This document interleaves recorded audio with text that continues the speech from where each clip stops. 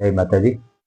આજે રાજકોટમાં સ્થાનિય પરિવારના મઢે સૌ દેવી પૂજક સમાજ વડીલો આગેવાનો બધા એકત્રિત થયા હતા અને તેમાં એક નિર્ણય લેવામાં આવ્યો છે કે આપણા દેવી પૂજક સમાજના માતાજીના માંડવા થતા હોય તેમાં જાજા ભાગે કલાકારની ફી વધુ હોતી હોય છે। 1,00,000, 1.5 લાખ, 2 લાખ લગી કલાકારની ફી બોલાતી હોય છે અને આ ફી ઉપર અંકુશ લેવા માટે કોઈ પણ કલાકાર હોય ગમે તેટલી તેની ફી હોય તે ફી હવે 50,000ની અંદર રાખવામાં આવી છે અને તેમને માયક શેઠ અને તેમના ચાજીંદા વાજિંત્રવાળા માંડ્યો દાખલાવાળા, બેજાવાળા, પેડવાળા, અંજીરાવાળા અને માયક શેઠ આ બધું મળીને ટોટલ એને વધુમાં વધુ 50,000 દેવામાં આવશે।